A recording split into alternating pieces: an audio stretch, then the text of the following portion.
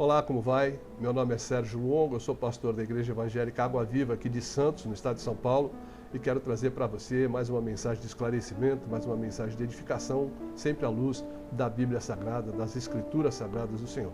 Hoje eu quero trazer para você uma questão que é muito comentada em todos os meios, que é a questão do dinheiro da igreja.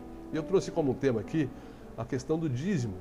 A gente colocou aqui que o dízimo só é polêmico para aquelas pessoas que não contribuem. Ou seja, aquelas pessoas que contribuem não vê polêmica nenhuma nisso, não vê nenhuma anormalidade em se fazer isso. Mas muitas pessoas ainda são questionadas na sua fé quando se fala em dinheiro. Eu quero trazer para você essa mensagem para que você possa refletir um pouquinho. Dentro da igreja, a grande maioria esmagadora de pessoas entrega seu dízimo, entrega sua oferta, entendendo que isso não é nada mais do que um prazer, de uma alegria de poder estar contribuindo com a obra da igreja, com a obra de espalhar o evangelho do amor, da bênção, da cura, da libertação a tantas pessoas que precisam ouvir a palavra de Deus. O que a gente pretende aqui nesse estudo é trazer até você uma visão bíblica a respeito do dinheiro, da nossa posição como cristãos em relação à questão da oferta e do dízimo, e entender que isso também é uma questão espiritual, entender que isso é uma questão importante para aquelas pessoas possam fazer aquilo que Deus nos ensina na sua palavra. Mas, acima de tudo, entender que a contribuição, seja ela qual for, o trabalho, seja ele qual for, para o reino de Deus, para a igreja, tem que ser sempre feito com voluntariedade e alegria no coração. Senão, isso não tem efeito.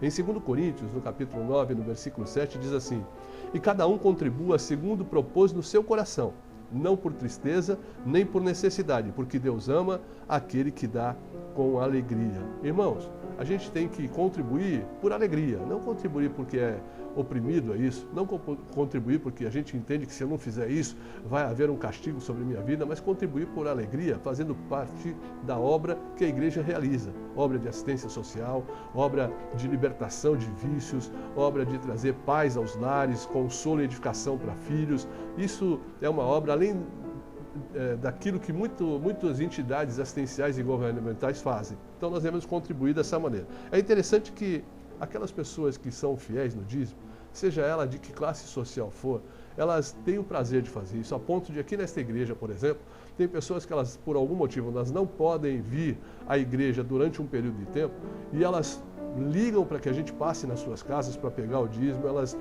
telefonam para que a gente possa dar o número da conta corrente para que elas possam depositar, porque elas não querem deixar de contribuir. Então a gente olha para isso e vê que alegria, que elas entenderam o benefício que faz para a sociedade, para a sua vida e para o reino de Deus a contribuição.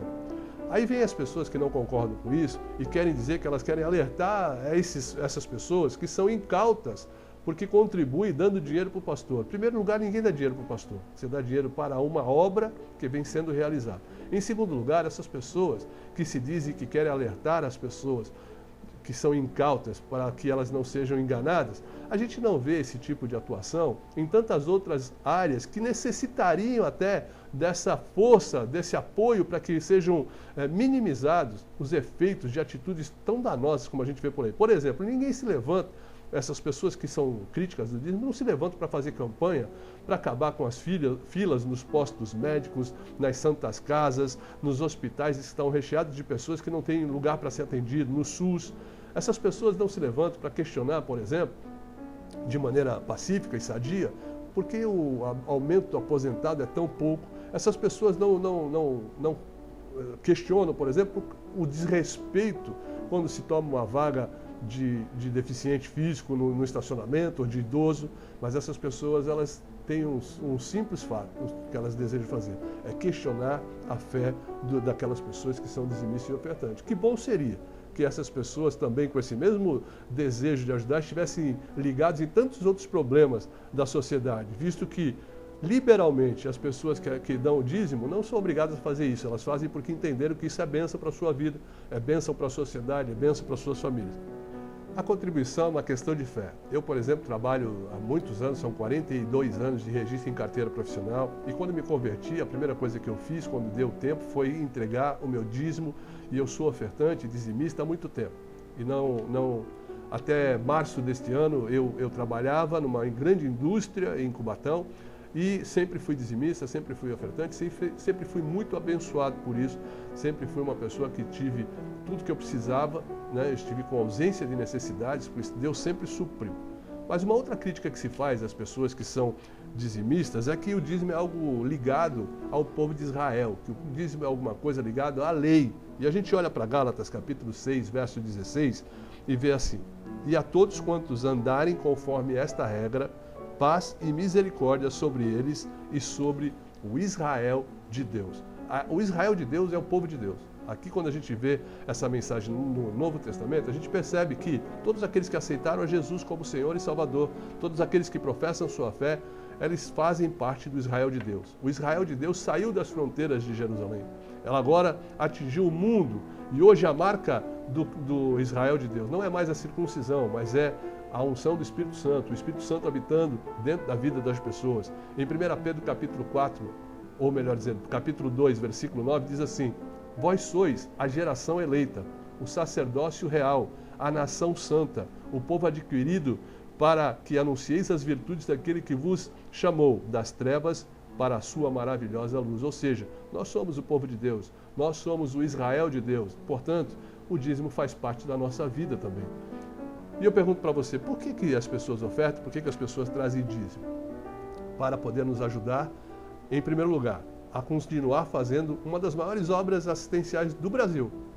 Qual é o maior trabalho assistencial que o Brasil desenvolve hoje? Através das igrejas evangélicas. Sem dúvida nenhuma, a gente olha para o que fazem todas as igrejas evangélicas e a gente vê que esta pode ser considerada uma das maiores obras de assistência social.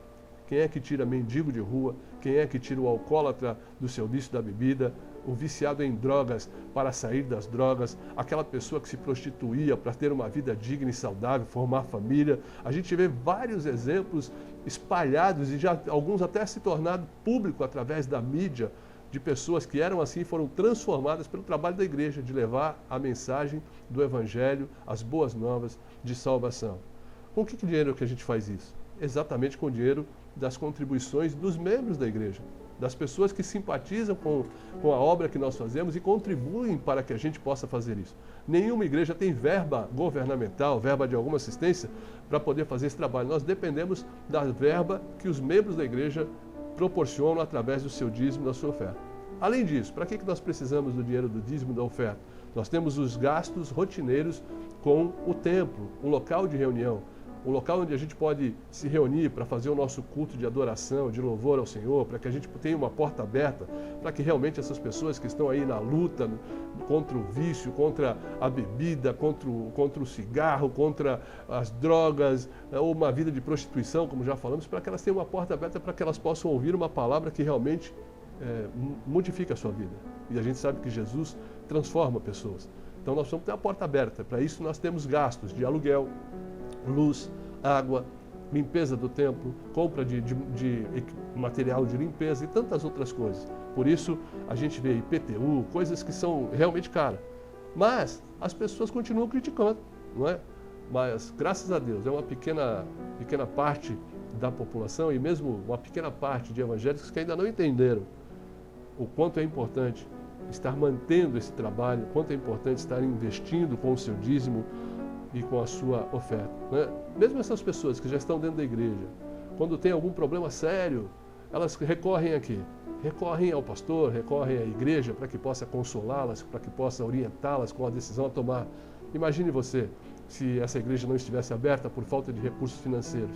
Então a gente percebe que é uma pena que muitos tenham ainda a memória curta para entender que quando há necessidade de um consolo, de uma ajuda, a igreja está lá pronta. Por exemplo, aqui na Igreja Água Viva nós estamos com um trabalho de assistência social, distribuindo cestas básicas, arrecadando alimentos para distribuir cestas básicas, não simplesmente para as pessoas da igreja, mas também para pessoas carentes que nos são indicadas. Então, nessa meditação, o nosso desejo é que o Espírito Santo esclareça para você, para que você não caia no engodo de uma mídia que gosta muito de fazer barulho, de fazer tumulto, mas para que você entenda através do Espírito Santo por que o dízimo é tão importante, por que a oferta é tão importante. Então a gente olha para a história do mundo e vê que muitas nações, muitos povos faziam ofertas. Muitos povos tinham lá, desde a antiguidade, um momento de adoração em que eles ofertavam rendas para os seus deuses, para a sua divindade. E a gente vê que muitos partidos políticos têm entre os seus membros a contribuição, uma espécie de dízimo que cada um dá, desde o vereador até o presidente, são pessoas que contribuem. Inclusive eu já estive num dos partidos políticos para fazer uma visita uma vez, e essas pessoas têm num quadro de avisos lá o valor da sua remuneração e o valor de quanto elas contribuem. E a gente não vê críticas a isso, mas a gente vê as críticas com relação às pessoas que fazem isso dentro da sua fé, na igreja. O dízimo é algo tão antigo que a gente já vê que muito antes da lei ele já era praticado. Em Gênesis capítulo 14, verso 20, a gente percebe que Abraão estava voltando de uma guerra e ele vinha com despojos dessa guerra. Ele que viveu muitos anos antes da instalação da lei mosaica, e quando ele encontrou o sacerdote Melquisedeque, ele fez questão de tudo aquilo que ele havia conquistado de entregar dízimo liberalmente. Não havia uma lei para isso, não havia nenhum pedido para isso, mas ele sentiu prazer em ofertar o seu dízimo a Melquisedeque. Essa atitude aqui, ela mostra a importância do ato da gente entregar o dízimo e deixar claro que isso é feito porque a gente tem alegria em fazer, porque não é uma obrigação. O fato que me motiva a isso não é uma obrigação, mas um entendimento de quem pratica esse ato, do resultado que esse ato vai provocar na vida das pessoas, né? Para que a gente entenda isso, a gente vai ver alguns versículos que falam sobre dízimo e ofertas. Mateus capítulo 5, verso 17. Aqueles que criticam dizendo, olha, isso é coisa da lei, isso é coisa do passado, hoje não se pratica mais isso. Veja Mateus 5, 17. Não cuideis que eu vim destruir a lei, ou os profetas. Não vim abrogar, mas cumprir a lei. Jesus está dizendo que veio cumprir a lei, ele não veio destruir a lei. Não é verdade? Então por que a gente só critica dizendo que é do Antigo Testamento, se o próprio Jesus disse, olha, eu vim aqui para cumprir a lei? Em Mateus capítulo 23, no verso 23, numa conversa com alguns fariseus, Jesus faz referência ao dízimo como uma prática que deveria ser continuada em todo o tempo. Mateus 23, 23 diz assim, ai de vós, escribas e fariseus, hipócritas, pois que dizimais a hortelã, o endro e o cominho, e desprezais o mais importante da lei, o juízo, a misericórdia e a fé. Deveis, porém, fazer estas coisas, ou seja, deveis continuar fazendo a entrega do dízimo, mas não se omitir daquelas. Olha só que coisa interessante, não é verdade? Um pouco mais adiante, Jesus demonstra que os cristãos deveriam ter um padrão de vida e de justiça que fosse muito além da prática legalista. Não é fazer as coisas porque a lei me obriga. Eu tenho que, como cristão, como aquele que pratica os ensinamentos de Jesus, fazer algo muito além da lei, muito além da obrigação. Olha o que diz Mateus capítulo 5, verso 20. Porque vos digo que se a vossa justiça não exceder a dos escribas e fariseus, de modo nenhum entrareis no reino do céu. Olha, tem que ser muito maior do que a obrigação, tem que ser muito maior do que a lei. Não é cumprir porque a lei me obriga, mas é cumprir com a motivação correta. A prática do dízimo e da oferta tem que ser metódico, tem que ser liberal, tem que ser uma prática feita com alegria. 1 Coríntios capítulo 16, verso 2 diz assim, no primeiro dia da semana, metodicamente, todo primeiro dia da semana, cada um de vós ponha à parte o que puder ajuntar, conforme a sua prosperidade, para que se não façam as coletas quando eu chegar. Jesus foi claro em seus ensinamentos, dizendo que aquilo que é do homem seja dado ao homem, ou seja, os impostos, as taxas, a obediência às leis que são instaladas pelo governo, mas aquilo que é de Deus deve ser entregue a Deus. Mateus 22, verso 17 a 21 diz assim, dize-lhes, pois, o que te parece. É lícito pagar tributo a César ou não? Jesus, porém, conhecendo a sua malícia, disse, por que me experimentais, hipócritas? Mostrai-me a moeda do tributo. E eles lhe apresentaram um dinheiro. E ele disse, de quem é esta efígie e esta inscrição? Disseram eles, de César. Então disse ele, dai a César o que é de César e a Deus o que é de Deus. Aquilo que é do homem deve ser pago ao homem. Aquilo que é de fé deve ser entregue a Deus. E ele não só ensinou, como praticou isso com os seus apóstolos. Mateus capítulo 17, verso 24 a 27 diz assim, e chegando eles a Cafarnaum, aproximaram-se de Pedro os que cobravam as dracmas e disseram, o vosso mestre não paga as dracmas? Disse ele, sim. E entrando em casa, Jesus se lhe antecipou dizendo, que te parece, Simão?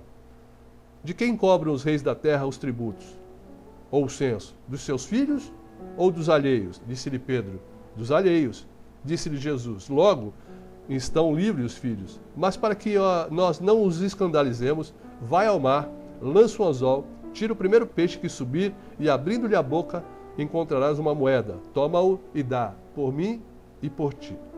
Veja só que coisa interessante. O próprio Jesus fez a sua contribuição do imposto, que para ele nem era devido, mas para que não fosse escandalizado, ele cumpriu a lei dos homens, entregando ali o seu pagamento daquela taxa cobrada. A gente tem que concluir aqui, para não ficar muito longo, essa mensagem. Depois você pode entrar em contato, a gente manda um estudo completo sobre isso. Apenas concluir que a gente tem visto muita conversa, muita falação, dizendo que, olha, para Deus é muito mais do que 10%, para Deus é uma coisa, mas a gente não vê isso na prática. São as pessoas que elas não querem nem dar os 10%, as pessoas que não querem ofertar, que são as que mais se furtam a contribuir com estas ofertas e começam a arrumar desculpas para a sua não obediência, para a sua não fé, para a sua decisão de não querer contribuir, e acham motivos para não fazer isso, que elas acham que isso pode agradá-lo. Mas eu quero dizer para você uma coisa: dízimo e oferta é uma regra de fé, é obediência à palavra de Deus e que gera ausência de necessidade. Em Deuteronômio, capítulo 28, nos versos de 1 a 13, você vê isso de maneira muito clara. Diz assim: se ouvires atentamente a voz do Senhor teu Deus, tendo cuidado de guardar todos os seus mandamentos, que hoje eu te ordeno, o Senhor teu Deus te exaltará sobre todas as nações da terra. No verso 2 diz assim: e todas estas bênçãos virão sobre ti e te alcançarão, se ouvires a voz do Senhor teu Deus. Bendito serás na cidade e bendito serás no campo. Bendito o fruto do teu ventre, e o fruto do teu solo, e o fruto dos teus animais, e as crias das tuas vacas e das tuas ovelhas.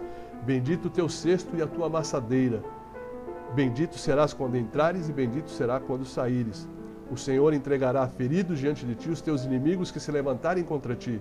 Por um caminho sairão contra ti, mas por 7 caminhos rugirão da tua presença.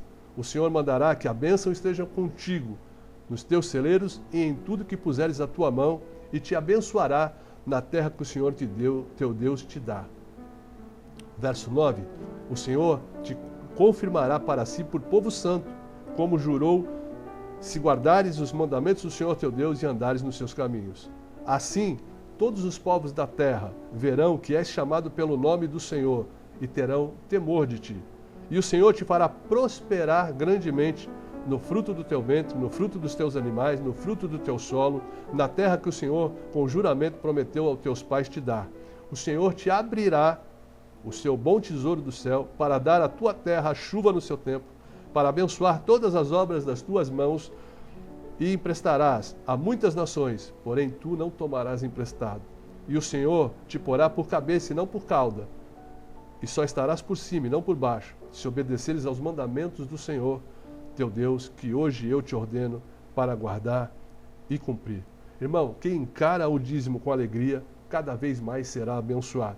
Pois seu coração é um coração de um homem atento às necessidades do próximo, atento às necessidades do trabalho do reino de Deus e pronto a repartir. Não está preso simplesmente em amealhar riquezas para si só. Provérbios 11, 24 e 25 diz assim: ao que distribui, mais se lhe acrescenta, e ao que retém, mais do que é justo, é para a sua perda. A alma generosa prosperará, e aquele que atende também será atendido. Meu irmão, se você é cristão, em vez de questionar, ore, peça direção a Deus, medite na palavra de Deus. Meditar é pensar, é refletir, é estudar a palavra de Deus. Faça uma reflexão sobre isso, sobre a questão da oferta e dos dízimos. Você vai ver que é uma ordenança, que é atual, que é para todos os cristãos estarem fazendo isso.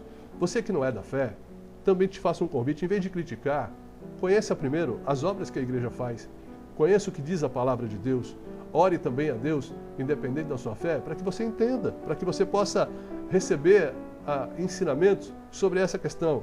Não apenas critique, não apenas, muitas vezes, enlameie o nome de dirigentes de igrejas que são sérios, que lutam com muita dificuldade para que esse trabalho não pare e para que você possa entender a real motivação de que todos nós fazemos isso.